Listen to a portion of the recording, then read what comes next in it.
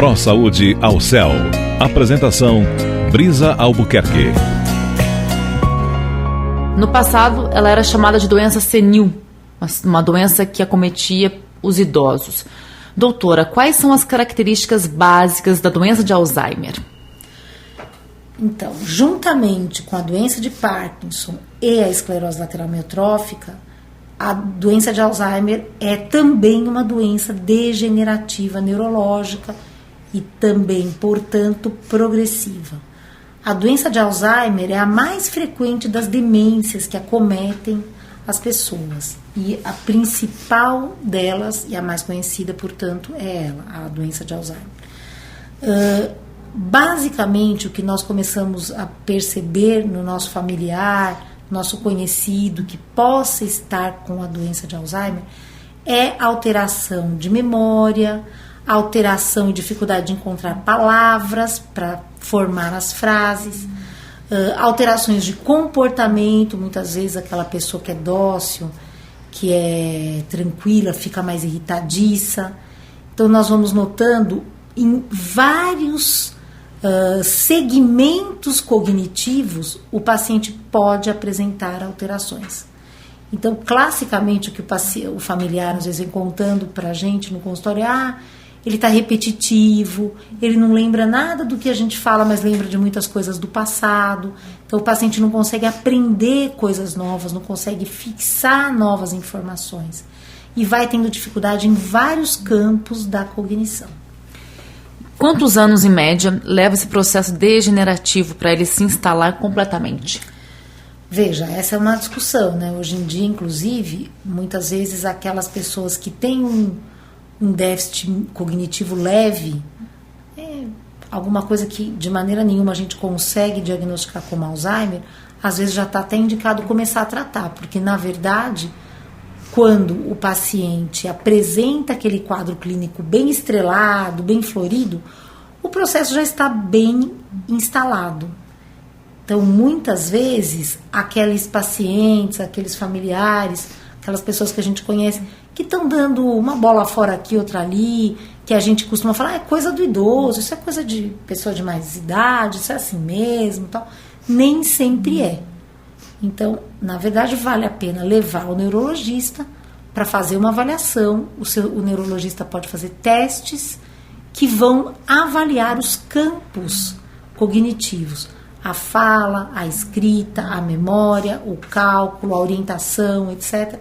E com isso tentar fazer um panorama de como está o paciente.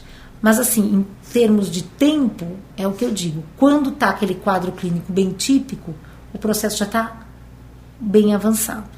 Doutora, a senhora comentou que uma característica desse paciente é lembrar de acontecimentos no passado, de muitos anos, né, atrás. E as novas informações ele não consegue fixar. Sim. Por quê? O que acontece no cérebro? Na verdade, esse processo degenerativo, ele vai acometendo algumas áreas do cérebro responsáveis, por exemplo, pela memória.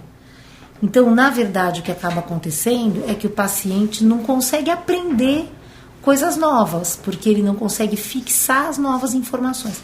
Aquelas que ele já tinha, ele ainda consegue retomar. Mas vai chegando um tempo de evolução da doença que nem aquelas informações mais antigas o paciente não consegue mais evocar, ele não consegue mais lembrar. E através de medicamentos é possível bloquear essa perda de memória, doutora? Não. Caracteristicamente, essas doenças degenerativas, como eu já citei, elas são progressivas. Nós ainda não temos uma droga que breque esse processo, que evite a lesão e a perda de novos neurônios. Então, o que acontece é que a gente tem medicamentos que podem melhorar a performance cognitiva por algum tempo, porém, lá na base do tecido cerebral, o processo de lesão continua. E qual o momento ideal para começar o tratamento? O momento ideal é o mais precoce possível. Então, se você tem dúvida se seu familiar, se alguém que você conhece possa estar com problemas de memória, encaminhe para um neurologista para que ele seja avaliado. E como se caracteriza a doença de Alzheimer para que ela não seja confundida, né, com outras demências chamadas popularmente de esclerose? Veja, O quadro demencial, ele às vezes realmente se sobrepõe nas várias síndromes demenciais que nós temos. Então, o que acaba acontecendo é que pequenas alterações clínicas podem diferenciar um quadro do outro. Alguns quadros de demência têm mais quedas, outros têm menos quedas. Um vai ter mais alucinação, o outro vai ter menos alucinação. Um vai ter mais um tipo de alteração de comportamento, o outro vai ter mais uma alteração de memória. Alguns pacientes vão ter uma alteração de linguagem preponderante em relação ao resto. Porém, o que a gente tem são quadros sobreponentes. Em algum momento, fica tudo muito parecido, né? Porque a memória vai ser afetada. O diagnóstico final, muitas vezes, é quase que desnecessário, no sentido de que para aquele paciente talvez não faça tanta diferença na evolução para qual lado que está indo aquela demência. O importante é pensar em tratamento e em fazer uma investigação para saber se realmente o quadro clínico é de uma demência ou de alguma outra doença que possa estar aparecendo e não ter sido diagnosticada. Quais são as primeiras coisas que a pessoa esquece? Eu acho que essa é uma pergunta difícil, né? Porque realmente depende muito de um caso para outro. Uma coisa que a gente vê com frequência é o paciente esquecer o dia, esquecer a data, se desorientar um pouco no espaço, então se perder em lugares que às vezes ele conhece, não conseguir mais às vezes ir da casa para a padaria que era ali perto, porque depois ele não consegue voltar. Então tem muitas situações e o quadro clínico é muito florido. É difícil a gente avaliar o que é a primeira coisa que a pessoa esquece. Mas a gente vê muito que a pessoa fica assim um pouco desorientada no tempo, não sabe mais a data, não sabe mais o ano. Esquece o nome das pessoas da família? Eu acho que isso não é a primeira coisa que vai acontecer. Coisa, mas talvez num momento um pouco mais no decorrer da doença isso possa acontecer. E a reação dos familiares? Como eles devem receber essa notícia, né, que um idoso, uma pessoa tão querida está sofrendo, né, de Alzheimer? Como eles devem se comportar? Olha, sem dúvida eu acho que todas essas doenças que a gente citou até agora são doenças que afetam o paciente e sua família. Até porque são doenças crônicas, progressivas e que levam o paciente a ter os mais variados déficits, os mais variados comprometimentos. Então, falando especificamente da doença de Alzheimer, claro, é muito triste você ver um familiar, uma pessoa querida, perdendo a capacidade de resolver algumas coisas, perdendo a capacidade de decidir por si só, fazendo confusões, se machucando muitas vezes, porque a pessoa às vezes quer cozinhar, deixa um fogo aceso, pode se queimar, começa a ter quedas, pode se machucar. Então, veja, óbvio, isso é muito triste para um familiar.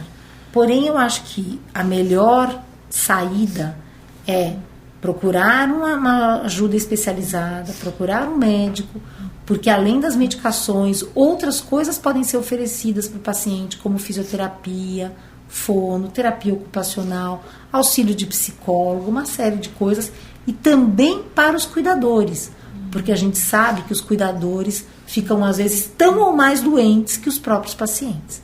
Então é muito importante que os cuidadores de pacientes com Alzheimer se cuidem também. Por que eles sofrem tanto?